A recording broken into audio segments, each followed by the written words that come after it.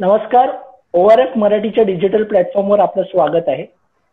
कोरोनाच्या वाढत्या संसर्गामुळे आज संपूर्ण जग हवालदिल झाले आहे. गोरगरिबांपासून ते थेट श्रीमंतांपर्यंत या कोरोनाने सगळीकडे थैमान मचवलं आहे. या अशा वेळी शारीरिक स्वास्थ्यासोबत मानसिक स्वास्थ्यही गरजेचे आहे. ते कायम ठेवणे, त्याची काळजी घेणे गरजेचे आहे.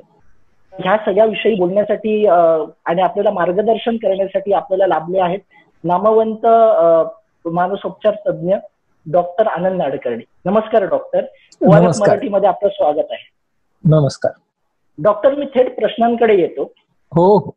हा, कोरोना बाधितांचा वाढता आकडा आणि लॉकडाऊन याच्यामुळे एन्झायटी, नैराश्य व कौटुंबिक कलह हे सर्वत्र पसरतंय, ह्याचं चित्र दिसतं आहे. याबद्दल तुमचं काय मत आहे आणि यावर कशी काय मात करावी? मला वाटतं आपल्याला मांडणी करताना काही गोष्टी समजून घ्याव्या लागतील. पहिलं म्हणजे ह्या आव्हानाचं नेमकं स्वरूप काय. तर हे जे आव्हान आहे आपल्या समोरचं, त्याच्यामध्ये त्याला असणारी एक जीवशास्त्रीय बाजू आहे. जीवशास्त्रीय बाजू याचा अर्थ काय की it is a potential biological threat. म्हणजे मनाला असं वाटतं की मला कोरोना झाला आणि मी मेलो तर, इथपासून त्या भीतीला सुरुवात होते. म्हणजे समजा हा प्रश्न फक्त आर्थिक असता, फक्त सामाजिक असता तर त्याला ते परिमाण नव्हतं. त्याचं एक परिमाण जे आहे ते बायोलॉजिकल आहे. दुसरं परिमाण जे आहे ते आपल्यासारख्या घरात राहणाऱ्या माणसांना नाही, पण जे कामावरती रोजंदारीवरती आहे त्यांच्यासाठी या कोरोनाच्या जीवशास्त्रीय आव्हानाच्या ऍडिशन मध्ये त्याच्या बरोबरच एक एक्झिस्टेन्शियल किंवा अस्तित्वाचं आव्हान त्यांच्याकडे. त्यामुळे हा त्याचा दुसरा भाग आहे. त्या अस्तित्वाचं आव्हान मध्यमवर्गीयांच्याकडे नाहीये, पण शेतमजूर असेल, कामगार असेल, त्याच्यासमोर अस्तित्वाचं आव्हान पण आहे. या दोन गोष्टी नेहमी भावनिक तणावाला अनेक पटीने वाढवत असतात, हे आपण लक्षात घेतलं पाहिजे. आता समजा तिसरी गोष्ट काय आहे. तिसरी गोष्ट ही आहे की या परिस्थितीमुळे माझ्यावरती आलेली बंधनं, ही तणावाची तिसरी बाजू आहे. चौथी बाजू ही आहे की या बंधनांच्या मधून जात असताना पुढे दिसणारी अनिश्चितता आणि पुढे दिसणारी अनसर्टन्टी, सगळी जी दिसते मला, इनसिक्युरिटी आणि अनसर्टन्टी, या मला पुढे दिसत आहेत त्या.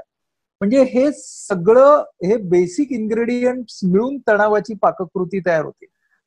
हे आपण लक्षात घेतलं पाहिजे. हे सगळ्यांच्यासाठी हे कॉमन आपल्याला दिसत आहेत गोष्टी काय आहेत त्या. आता या परिस्थितीकडे बघण्याचा दृष्टिकोन माणसाचा जसा असेल त्या प्रमाणामध्ये तणावाची निर्मिती होईल. म्हणजे काय ते आपण समजून घेऊया. समजा मी या सगळ्या परिस्थितीकडे वास्तवाच्या दृष्टिकोनातून पाहतोय की what is realistic, what are the possibilities in front of me. म्हणजे माझ्या समोर असलेल्या वेगवेगळ्या शक्यता कोणत्या आहेत, या शक्यतांवरती काम करताना माझ्या नियंत्रणाखाली असलेले घटक कोणते, माझ्या नियंत्रणाच्या बाहेर असलेले घटक कोणते, आणि मला ज्या निगेटिव्ह शक्यता दिसत आहेत, नकारात्मक शक्यता दिसत आहेत, त्याच्यामध्ये सुद्धा अतिशय वाईट, थोडी वाईट, बरी, चांगली, उत्तम, म्हणजे असा अख्खा स्पेक्ट्रम शक्यतांचा सुरू ठेवून असा जर माझा दृष्टिकोन असेल तर त्या तणावाला आपण म्हणतो आवश्यक तणाव. त्याला आपण म्हणतो युस्ट्रेस, की जो आवश्यक तणाव या परिस्थितीला तोंड देताना आवश्यक आहे. आणि निदान जे सगळे निर्णय घेणारे आहेत किंवा जे सगळे तो निर्णय इम्प्लिमेंट करणारे आहेत, मग ते डॉक्टर असतील, प्रशासनाचा भाग असतील, ह्या सगळ्यांनी आज युस्ट्रेस वरती राहणं आवश्यक आहे. पण मन असं असतं की 100% युस्ट्रेस वर ते राहू शकत नाही. ते व्यक्तीप्रमाणे त्या युस्ट्रेस वरून डिस्ट्रेस वरती सतत उड्या मारतात. किंबहुना असं म्हणेन की डिस्ट्रेस हा पहिला येतो. याचं कारण असं आहे की ते बायोलॉजिकल आणि एक्झिस्टेन्शियल भाग असल्यामुळे. मग आता डिस्ट्रेस म्हणजे काय आणि तो युस्ट्रेस पासून वेगळा कसा. तर डिस्ट्रेस मध्ये सगळ्यात महत्वाची गोष्ट ही आहे की नकारात्मक शक्यतेकडे खात्री म्हणून पाहिलं जातं आणि भविष्यातल्या नकारात्मक शक्यतेकडे अगदी आत्ता घडणार आहे अशी खात्री म्हणून पाहिलं जातं. हे सगळ्यात महत्वाचं आहे डिस्ट्रेससाठी, की नकारामध्ये समजा नकारात्मक शक्यतांच्या मधली एक आहे, तर ती जी सगळ्यात वाईट आहे तीच घडणार खात्रीपूर्वक आणि ती आत्ता घडणार असं जेव्हा आपण म्हणतो तेव्हा डिस्ट्रेस सुरू होतो. ओके, या डिस्ट्रेसमध्ये पुढचा महत्वाचा भाग काय की magnification of the challenge and minimisation of my coping abilities. म्हणजे माणूस स्वतःकडे अत्यंत असहाय्यतेने पाहतो आणि परिस्थितीकडे मात्र ती आहे त्याच्यापेक्षा कितीतरी पट भयानक करून पाहतो. म्हणजे समजा एक आकडा, समजा 10,312 नावाचा एक आकडा आहे, तर हा अंकगणितातला आकडा एक आहे, परंतु त्याच्याकडे मन कसं पाहू शकतं, 10,312 वाट लागली. दुसरं कसं बघू शकतं, 10,312 कालच्या पेक्षा कितीने वाढलाय आणि त्याचा वाढण्याचा ट्रेंड किती आहे, दॅट इज युस्ट्रेस. पहिला डिस्ट्रेस. आणि तिसरा जो असतो ती पण मानवी मनाची अवस्था आहे आणि ती जाणून घेतली पाहिजे. तिला आम्ही म्हणतो नील स्ट्रेस. 10,312 ना 131 कोटीमध्ये काहीच नाही. आता ना एक लक्षात देऊया की आपलं मन या तिन्ही अवस्थांमधून जात असतं, म्हणजे डिस्ट्रेस, युस्ट्रेस आणि नील स्ट्रेस. म्हणजे आपण कधी कधी म्हणतो की नाही जाऊन दे रे सगळे, किती काळ ते करायचं, मी बाहेरच पडतो आता. ते जे होतं ना बाहेरच पडतो आता, मध्येच लोक फिरायला जातात, तर ते त्या नील स्ट्रेस वरती जातात. बरोबर. आणि मग डिस्ट्रेस मध्ये काय असतं की अरे ही जी अनिश्चितता आहे हिच्यावरती मला तात्पुरती सुद्धा मात करायची असेल तर काय करायला पाहिजे, मला 3 दिवसाची भाजी पाहिजे असेल तर मी 9 दिवसाची घेऊन येईन. ती काय माहिती आहे, I am not buying vegetables, I am buying security. म्हणजे लोकही जी साठा करतात ना, जाऊन एकदा गेले की 10-10 दिवसाचं 12-12 दिवसाचं आणतात किंवा बाहेर पडतात जाऊन, जितकं भरतात, होर्डिंग बिहेवियर ज्याला आपण म्हणतो, म्हणजे हे डिस्ट्रेस मधून येतं. सो डिस्ट्रेस, युस्ट्रेस आणि नील स्ट्रेस हे आपण समजून घेतलं. आता आपण या गोष्टीकडे येऊ की आता ह्याच्यामध्ये स्पेक्ट्रम कसा कसा निर्माण होतो, मानसिक आरोग्याचा स्पेक्ट्रम कसा निर्माण होतो. काही जण जे आहेत they are coping ably with the situation, म्हणजे ते जास्तीत जास्त युस्ट्रेस वरती आहेत आणि त्यामुळे ते नॉर्मली काम करतायत. त्यांच्या उत्पादकतेवरती परिणाम नाही झालेला, त्यांच्या नातेसंबंधांवरती परिणाम नाही झालेला. त्यांना डिप्रेशन किंवा अँझायटी येतही असेल, ते डिस्ट्रेसकडे जातही असतील, पण त्या डिस्ट्रेसची इंटेन्सिटी, फ्रिक्वेन्सी आणि ड्युरेशन ही कमी आहे. कुठले 3 घटक आहेत, इंटेन्सिटी, फ्रिक्वेन्सी, ड्युरेशन. ही जी मंडळी आहेत त्यांना आपण काय म्हणूया की दे आर कोपिंग ऍडिक्वेटली करंटली, कारण याच्यातले काही डिस्ट्रेस मध्ये जाऊ शकतात. ओके.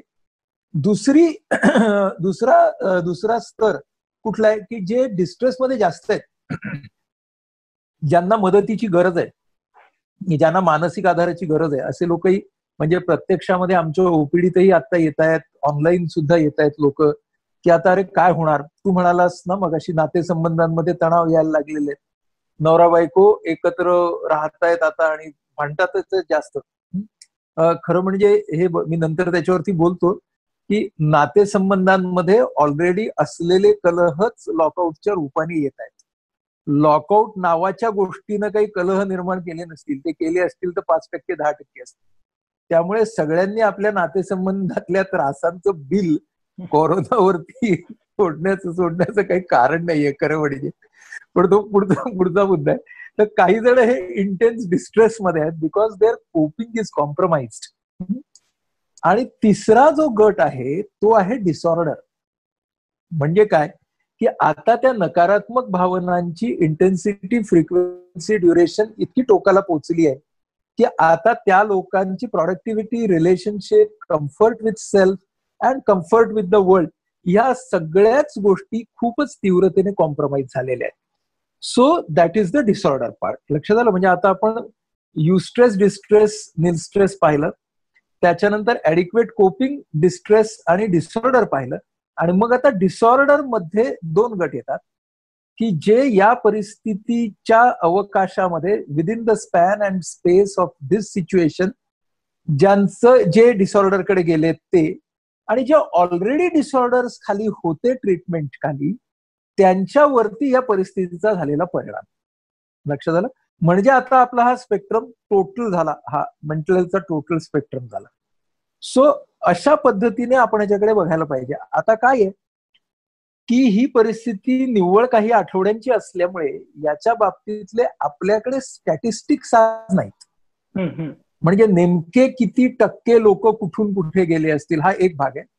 दुसरा भाग हा आहे की माणसाचं मनच मुळात डायनामिक असल्यामुळे जोपर्यंत तुम्ही त्या डिसऑर्डरच्या टप्प्याला जात नाही, म्हणजे थोडक्यात तुम्ही जोपर्यंत 103 तापाला जात नाही तोपर्यंत तुम्ही मदतीसाठी येणार नाही.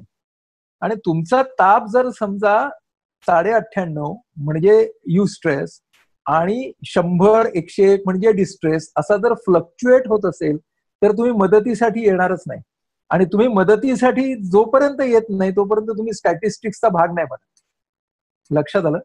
त्यामुळं बराचसा ह्यातला जो मेंटल हेल्थचा भाग आहे त्याच्यातला पुढे सुद्धा स्टॅटिस्टिक्स मध्ये कुठला येणार आहे तर जे डिसऑर्डर मध्ये जातील किंवा जे इंटेन्स डिस्ट्रेस मधून म्हणजे त्या उंबरठ्यावरती असतील डिस्ट्रेस आणि डिसऑर्डरच्या, ते लोक मोठ्या प्रमाणामध्ये नंतर येतील आपल्याकडे म्हणजे सल्ला मागण्यासाठी किंवा त्यांना गरज भासेल मदतीची. हे प्लॅनिंगच्या दृष्टीनं खरं म्हणजे खूप महत्वाचं आहे की कुठल्या तऱ्हेचे लोक हे नंतर येणार आहेत आपल्याकडे.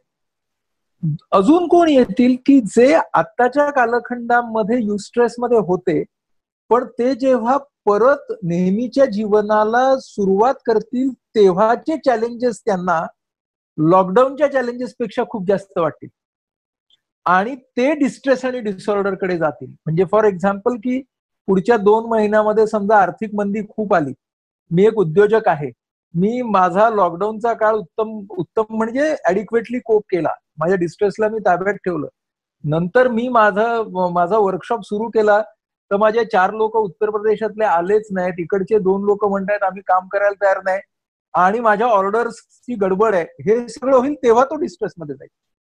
सो देर इज, आणि मग तिथून तो डिसऑर्डर कडेही जाईल. त्यामुळं या सगळ्यामधले मेंटल हेल्थ चॅलेंजेस हे आपण फक्त लॉकडाऊन पुरते मर्यादित ठेवून चालणार नाहीये. पुढे आपलं त्याचं काय होणार हेही आपण बघायला पाहिजे की इमिजिएटली हा कालावधी गेल्यानंतर जून महिन्यापासून मान्सून सुरू होणार. मान्सून जेव्हा सुरू होतो तेव्हा अनेक सीझनल डिप्रेशन्स येतात. म्हणजे हा सगळा होलिस्टिक विचार आपल्याला करायला लागणार आहे पुढच्या सगळ्या प्लॅनिंग मध्ये. त्याच्यामध्ये आपल्या सगळ्या मानसिक स्वास्थ्यामध्ये भारताच्या समाज मनाच्या मान्सून हा फार मोठा ट्रिगर आहे. तो समजा पुढच्या वर्षी ओके आला तर मानसिक स्वास्थ्याच्या दृष्टीने चांगलं होणार आहे. मान्सून हा खूप मोठा भारतीय समाज मनाचा ट्रिगर आहे, मेंटल हेल्थचा. हे आपण लक्षात घेत नाही पण तो खूप मोठा ट्रिगर आहे. त्यामुळे तो इमिजिएटली येणार आहे त्याच्यानंतर. ओके, मग जे थोडे जास्त वाचणारे लोक आहेत त्यांच्या डोक्यात शंका कुशंका आहेतच की ऑक्टोबर नोव्हेंबर मध्ये पुढचा पीक आहे का वगैरे वगैरे. So the mental health challenge is going to have a continuous spectrum related to the basic corona trigger and its aftermath for a period of let's say 1.5-2 years at least. असं सगळं चित्र आपल्याला दिसतंय. डॉक्टर, एक असा trend दिसतोय की नोकरी निमित्त जे शहराकडे आलेले ते आज आपापल्या गावाकडे पुन्हा जात आहेत. आणि त्यांना गावात न घेण्याचा प्रकार किंवा गावातून हकलून देण्याचा प्रकार हा आपल्याला दिसतोय. तर एक मानसिकता म्हणून ही, एक सामाजिक मानसिकता म्हणून ही धोक्याची बाब आहे का? आणि ह्याबद्दल तुम्ही काय म्हणाल? ह्याबद्दल आपण काय करायला हवं? याची आपण पुन्हा मगाशी केली तशी विस्तृत मांडणी करूया, त्याच्याशिवाय ते आपल्याला समजणार नाही. याची मांडणी अशी करायला पाहिजे.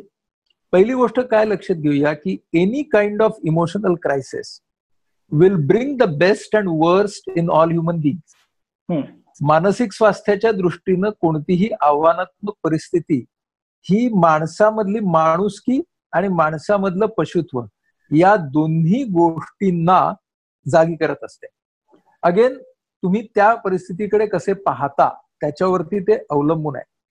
म्हणून समाज रचनेच्या दृष्टीनं संघटन आणि विघटन या दोन्हीकडे नेणारे प्रोसेसेस या क्रायसिसमध्ये सुरू होणार.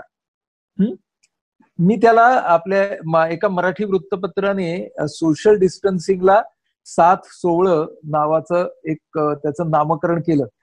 तर मी आजच ब्लॉग लिहिलाय 16 आणि विटाळ नावाचा, की आपल्याकडे गंमत अशी आहे की 16 आलं की ओवळं येतं आणि 16 पाळायच्या आधीच माणसाच्या डोक्यात विटाळाचे विचार चालू होतात.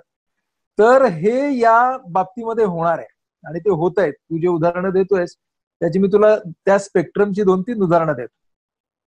एक आहे की गावाकडे गेलेले लोक आणि त्यांना न स्वीकारणं. त्याच्यामध्ये आता काही गावांनी पुन्हा ही रिॲक्शन झाली पहिली डिस्ट्रेसवाली, नंतर मग सगळेजण थोडे युस्ट्रेसवर आले. आता काही गावांनी आपल्या गावाच्या बाहेर क्वारंटाईन उभे केलेत आणि तिथे त्यांना ते ठेवतायत आणि मग परत घेतायत, which is I think a good thing.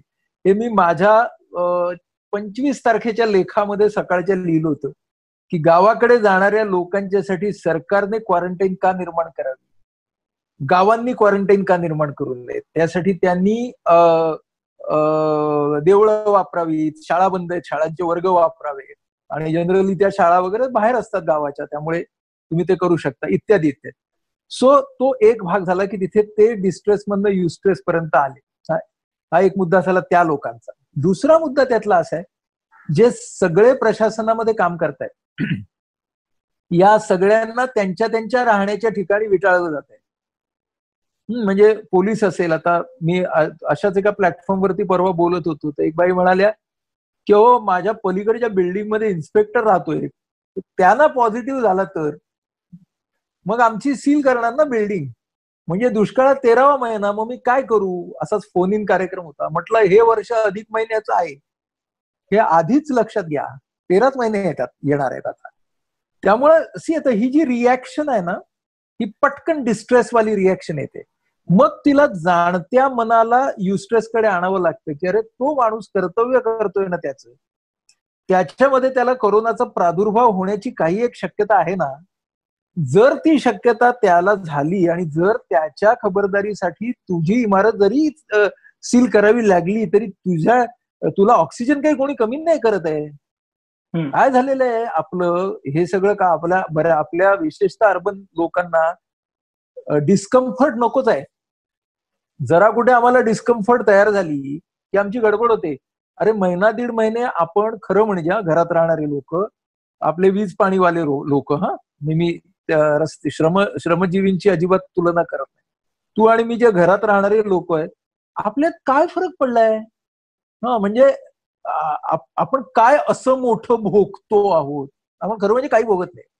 त्यामुळे काही लोक हे जेव्हा विटाळ करतात आणि या लोकांना टाळतात, म्हणजे तुम्ही जाता का म्हणे, अरे आमच्यासारख्या वैद्यकीय लोकांनी आम्ही ज्या ओपीडी चालू ठेवल्या आहेत त्या शहरातल्या अनेक ओपीडीज आमच्या हाऊसिंग सोसायटीज मध्ये आहेत, वस्त्यांमध्ये आहेत.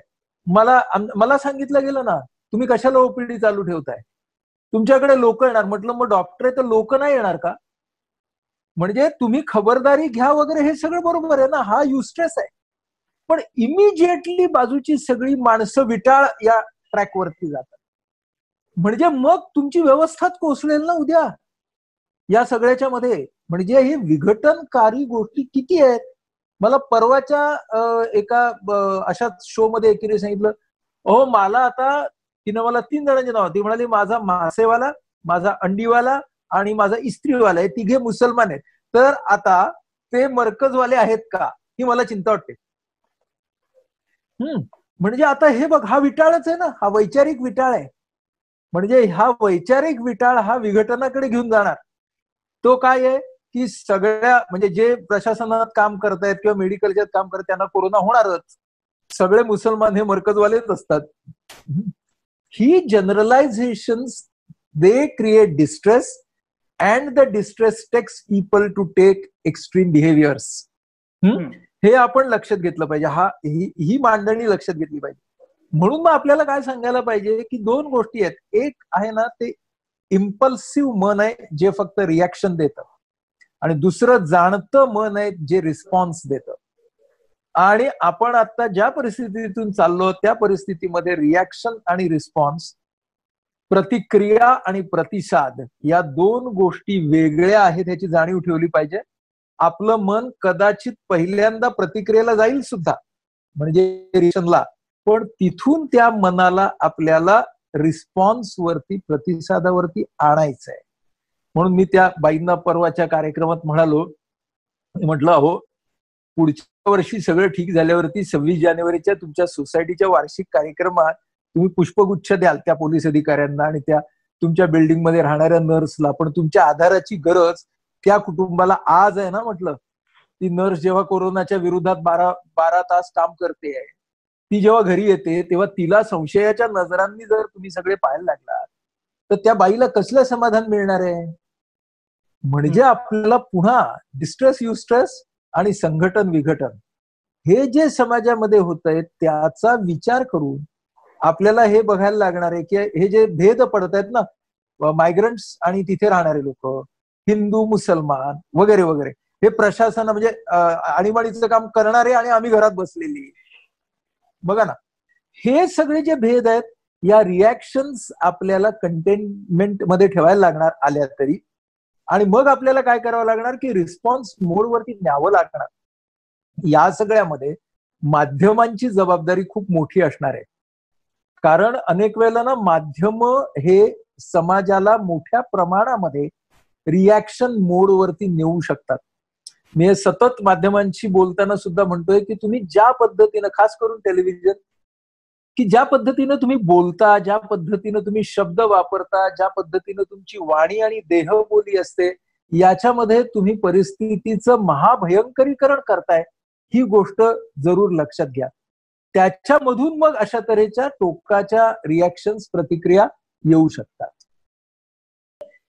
की अगदी अनपेक्षितपणे पेलावली लागणारी ही वर्क फ्रॉम होम हा जो नवीन ट्रेंड आला आहे आणि ही कार्यपद्धती जी आपल्याला स्वीकारावी लागली आहे, यामुळे बऱ्याच लोकांना गैरसोय होते आहे. तर हा बदल कसा काय स्वीकारावा आणि पुढे जाता सरकारने किंवा कंपनीने यात काय करायला हवं? मला वाटतं त्याची ना म्हणजे बीज माझ्या आधीच्या सगळ्या उत्तरामध्ये आहेत. वर्क फ्रॉम होम हा पुन्हा ट्रिगर आहे. Work from home he activating event आहे. तिच्याकडे तुम्ही युस्ट्रेस, डिस्ट्रेस आणि निल स्ट्रेस या तिन्ही बाजूनी बघू शकणार. जे लोक आज वर्क फ्रॉम होमला युस्ट्रेसने तोंड देत आहेत त्यांच्यासाठी हा प्रश्न नाहीये, पण ज्यांना सवय ती नाहीये ते लोक डिस्ट्रेसमध्ये जात आहेत, हा प्रश्न आहे. गेल्याच आठवड्यामध्ये एका IT कंपनीमध्ये साठी 18 देशातल्या जवळजवळ 2300 मॅनेजर्स बरोबर बोलत होतो, आणि त्यामध्ये वर्क फ्रॉम होमचे सगळ्यांचे अनुभव अजिबात वाईट नाहीत. उलट त्यांना वर्क होम आणि वर्क लाईफचा बॅलन्स करण्याच्या या संधीमुळे अनेकांच्या घरामध्ये आणि आरोग्यामध्ये अगदी चांगली भर पडलेली दिसते. हे मी या सगळ्या लोकांबरोबर 2.5 तास सेशन घेत होतो 18 देशांमधल्या. म्हणजे ना कोणत्याही ट्रिगरला नकारात्मक बघण्याची गरजच नाहीये. Finally how you are going to cope up हे तुम्ही ठरवणार ना. युस्ट्रेस, डिस्ट्रेस का निल स्ट्रेस तुमच्यावरती आहे, एक गोष्ट. दुसरी गोष्ट, आपण जेव्हा युस्ट्रेस म्हणतो तेव्हा वी आर नॉट सेइंग की distressing movements are not going to come. हे प्लीज लक्षात घेऊ आपण.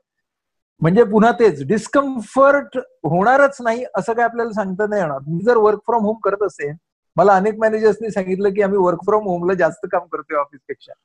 आम्ही आता 11 तास 11.5 तास काम करतोय, कारण ह्याच्यातल्या बऱ्याच कंपन्यांची लोक जे इन्फॉर्मेशन सर्किट्स हँडल करतायत त्याच्यावरती अनेक या यंत्रणा ज्या आहेत, ज्या या परिस्थितीला तोंड देत आहेत, मग बँकिंग असेल, हेल्थ सर्व्हिसेस असतील, ह्या सगळ्या त्यांच्यावरती अवलंबून आहेत. So they have to keep the circuits on, right? So they are working actually more. पण वर्किंग मोर म्हणजे डिस्ट्रेस नाही आहे, हा.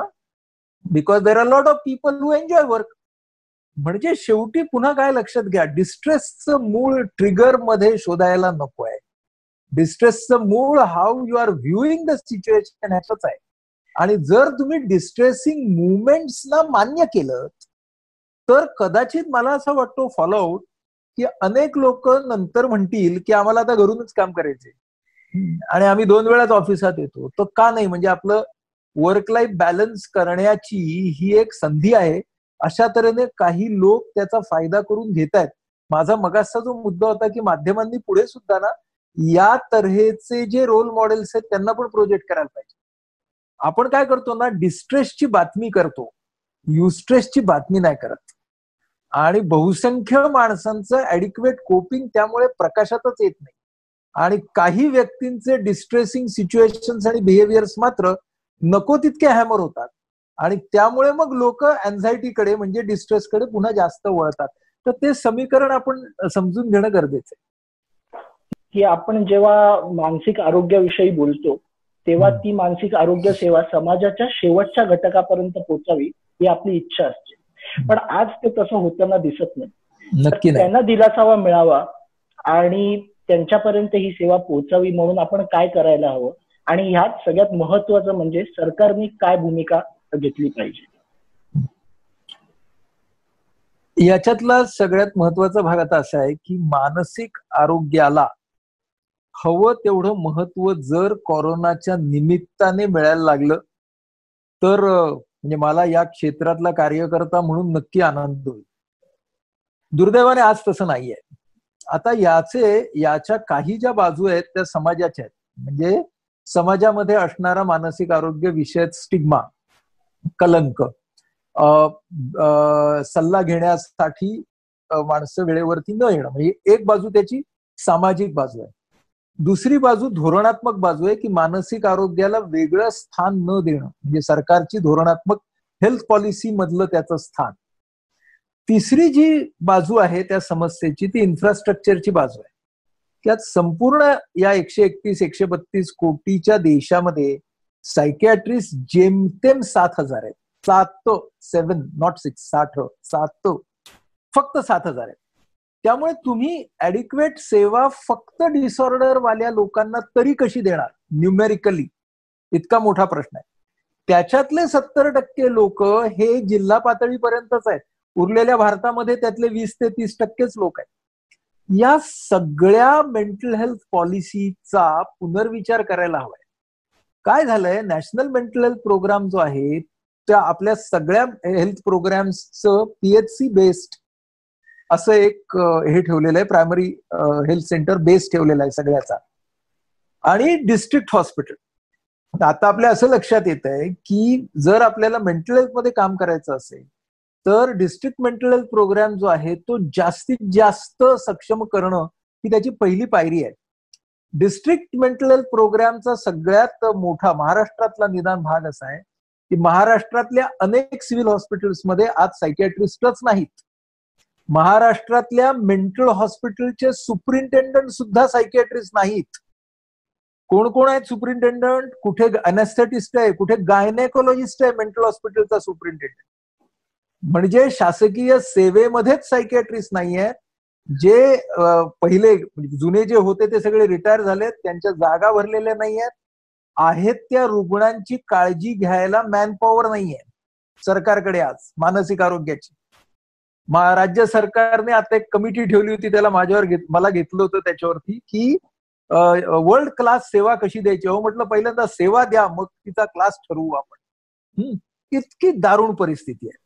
याचं उत्तर काय आहे? याचं उत्तर हे आहे की डिस्ट्रिक्ट पातळीवरती पासून there has to be a public private partnership.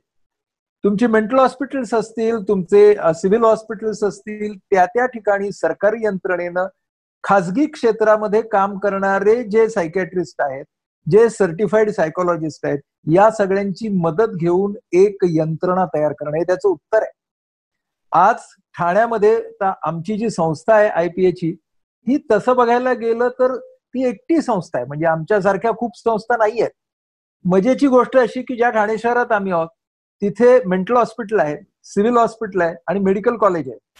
या तिन्ही ठिकाणी सायकोलॉजिकल असेसमेंट करण्यासाठी लागणारी माणसं नाहीत. म्हणजे म्युन्सिपाल्टीच्या मेडिकल कॉलेजमध्ये नाहीत, सिव्हिल हॉस्पिटलला नाहीत, मेंटल हॉस्पिटलला नाहीत. ह्या सगळ्यासाठी ते लोक आमच्याकडे पाठवतात की आमची स्वयंसेवी संस्था आहे. म्हणजे आमचं जे इन्फ्रास्ट्रक्चर आहे ते ह्या तिन्ही ठिकाणी नाही. आम्ही आहोत, पण आमची त्यांना कधी त्यांना आठवण होते जेव्हा ते टेस्टिंग असतं तेव्हा. असं म्हणत नाही त्या यंत्रणेमधलं कोणी की तुमच्याकडे आज असलेली मॅनपॉवर, तुमच्याकडे असलेले रिसोर्सेस आपण पॉलिसी वाईज लावून घेऊया. म्हणजे हा पब्लिक प्रायव्हेट पार्टनरशिप साठी कितीतरी मोठा मानसिक आरोग्याचा भाग आहे. पावलं उचलली गेली नाहीत असं नाहीये. म्हणजे फॉर एक्झाम्पल याच आमच्या ठाण्याच्या मेंटल हॉस्पिटलचा एक रिहॅब परिसर होता, पुनर्वसनाचा परिसर त्यांनी तयार केला होता आणि तो सर्वांना माहिती असलेल्या कारणांनी पूर्णपणे वापरला जात नव्हता. आपल्या संस्थेबरोबर सरकारचं एमओयू करून आपण तो भाग आता 110% वापरतो. म्हणजे अशा तऱ्हेची उदाहरणं पण आहेत. म्हणजे मी हवेत बोलत नाहीये, पण हे उदाहरण जे आज आहे पब्लिक प्रायव्हेट पार्टनरशिपचं, हे एखाद दुसरं उदाहरण आहे. मी म्हणतोय ते पॉलिसी लेव्हलला जर हे केलं, आणि सध्या आपण महाराष्ट्राचा समजा हे केला, तर महाराष्ट्रामध्ये खासगी व्यवसायातले सायकेट्रिस्ट तुलनेने जास्त आहेत. हे सगळे मदत देणार नाहीत असं अजिबात नाही. त्यांना जर नीटपणे अप्रोच केलं तर ही संधी आहे. या संधीचा फायदा जर आपल्याला घेता आला तर याच्यातून काहीतरी नक्की बाहेर पडेल. पण त्यासाठी आरोग्य विभागाने त्याच्या नेहमीच्या सुस्तीमधनं बाहेर पडणं. आता काय झालंय, शारीरिक आरोग्याचा विभाग व्यवस्थित सुस्तीतनं बाहेर पडलाय, त्यामुळे ते खूप चांगलं काम करतायत त्यांच्या दृष्टीनं. पण आता त्याला ही जोड द्यावी लागणार आहे, आणि ती जोड देण्यासाठी एक वेगळं नेतृत्व त्यांच्या बाजूने सुद्धा लागेल, तरच ह्याच्यामध्ये पॉलिसीचा चेंज होऊ शकेल. धन्यवाद डॉक्टर. तुम्ही हा सगळा जो इम्बॅलन्स आहे, शारीरिक स्वास्थ्य आणि मानसिक स्वास्थ्य ह्याच्यातला जो इम्बॅलन्स आहे तो कसा बॅलन्स करावा लागेल आणि सरकारला त्यासाठी आपल्या धोरणांमध्ये कसा बदल करावा लागेल ह्याची माहिती आम्हाला समजून सांगितली. तुमचे धन्यवाद. थँक्यू.